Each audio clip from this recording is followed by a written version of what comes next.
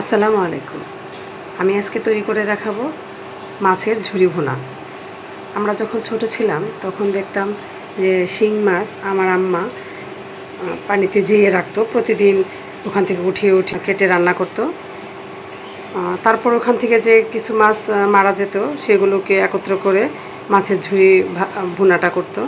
আসলে আমরা এখন সেই পদ্ধতিতে যাই না, কারণ সবার ঘরে মোটামুটি ফ্রিজ আছে। মাছটা একবারে আনলে কেটে ধুয়ে ফ্রিজ আপ করে রাখতে হয়।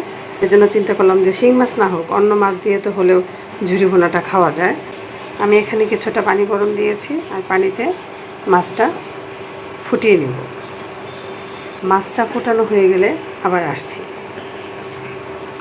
এখানে কোনো লবণ বা হলুদ কোনো কিছু প্রয়োজন নেই, শুধু মাছ আর গরম পানিটা।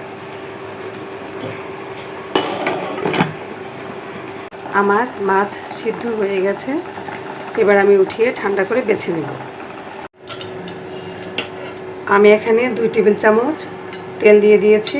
এখন 1 কাপ পেঁয়াজ দিয়ে দেব।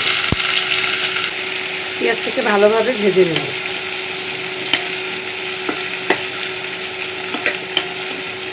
বেরেস্তার মতো না, বেরেস্তার থেকে একটু কম করে ভেজে নেব।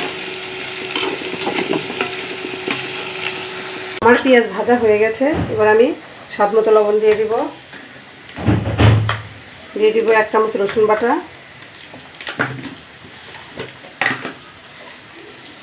1/2 চামচ হলুদের গুঁড়া, 1/2 চামচ ধনিয়ার গুঁড়া, 1 চামচ মরিচের গুঁড়া, 1/2 চামচ জিরার গুঁড়া। মশলা কষানো হয়ে গিয়েছে, এর মধ্যে মাছটা ছেড়ে দেব। এরপর একটা তেজপাতা 2 পিস করে নিয়েছি, তেজপাতা ছেড়ে দেব। এবার দিয়ে দেব 3টা কাঁচামরিচ।